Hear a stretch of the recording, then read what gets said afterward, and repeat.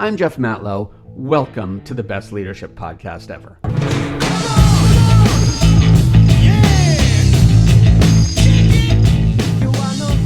Welcome back to the pod. It's always great to have you here. If you are new to the best leadership podcast ever, I'm so glad you're part of the family now. This is the most fun you're going to have learning life's leadership lessons. And hey, you might as well click that subscribe button now so that you can get notified of all future episodes. My name is Jeff Matlow. I'm a 3-time entrepreneur. I'm an author, an athlete, and a leadership coach. I will transform you and your team into the most productive people in your company. If you want to know more about that, if you're coach curious, reach out to me, leadership@bytitleonly.com. But today, I want to talk about working mothers. And it starts with a little imagination. So here's what I want you to do. I want you to imagine a magical world where women can take maternity leave for an entire year and be paid their full salary. I want you to also imagine that while they're taking this maternity leave in this magical place, that they actually don't fear losing their job because it's guaranteed for them during their leave and for at least 1 year after their return to work. Wouldn't that be awesome? You know, while you're at it in this fantasy world, I want you to envision that nobody has to pay any medical costs associated with pregnancy and birth. It is free of charge. And of course, there would be free childcare options in this dream place because that's what happens in parenting fantasies. Now, as it turns out, this magical world exists. It does. It's called Norway. Norway isn't unique in how it treats working mothers. In fact, countries like Sweden, Iceland, and Canada have similar, if not better, policies.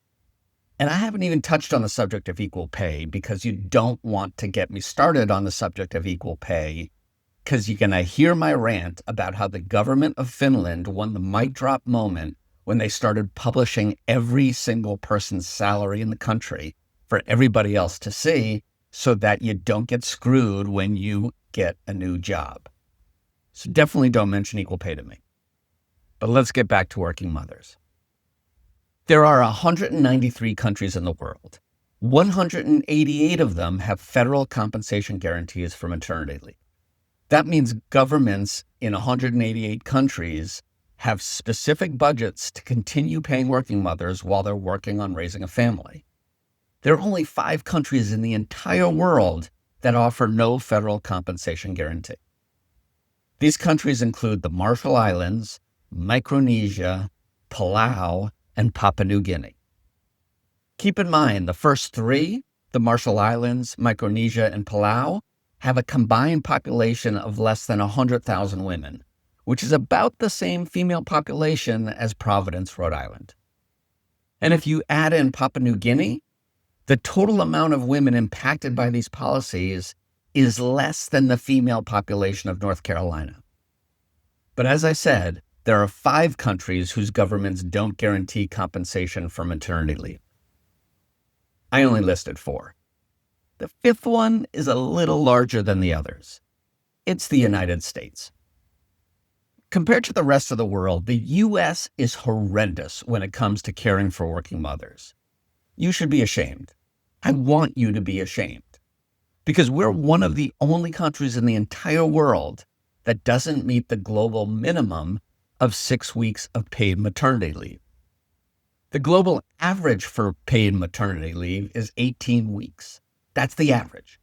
The U.S. average, 29 days. This whole line of thinking started for me after I received a text from one of my leadership coaching clients. She said, "I'm on my way to the pediatrician with what I expect to be strep diagnosis for my oldest. Oh, the joy. Unfortunately, I'm going to need to reschedule our meeting." So she's a senior executive at a large public company. She's also the mother of 3 young children. Now, children get sick. People have to reschedule. That's normal. So I replied pretty quickly to her, "No problem." And we rescheduled. But then I began to wonder how the mostly male leaders in her corporate environment would react to her text.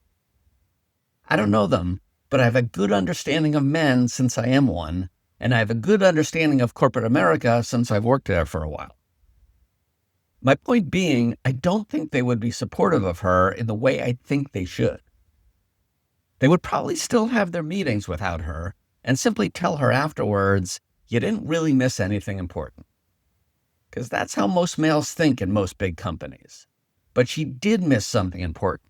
She missed being one of the only female voices in the room, and that's important. Women make up 56% of the labor force in the United States. 72% of them are mothers of children under 18 years old. Studies have shown that women with 2 or more children are some of the most productive workers in the workforce.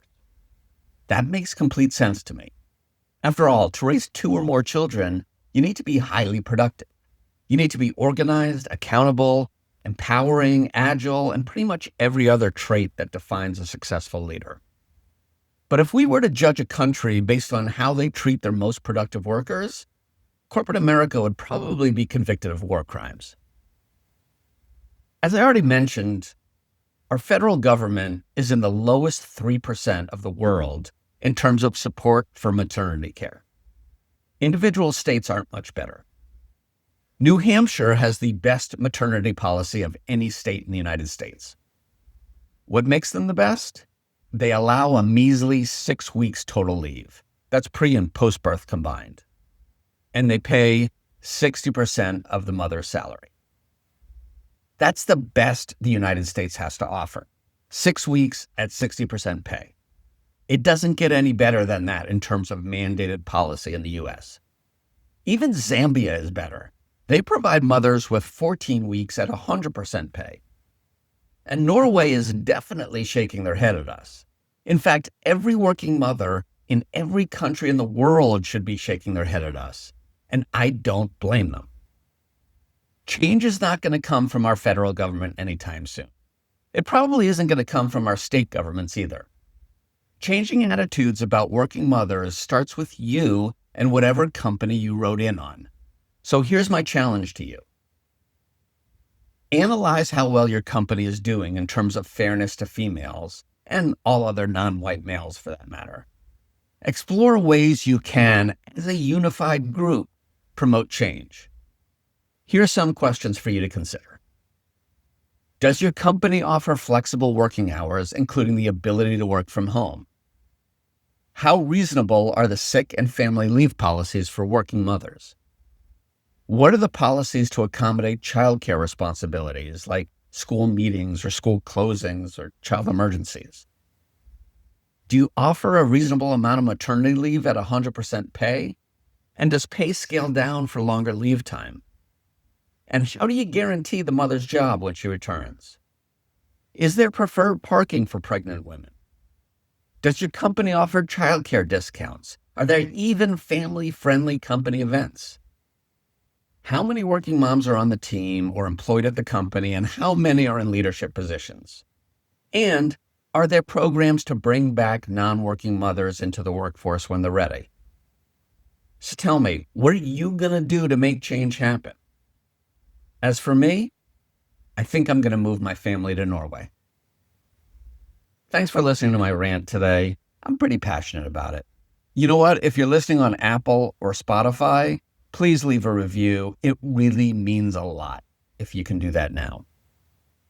Either way, I appreciate you. I'm so glad we had this time together, and I'll talk to you next week. Bye.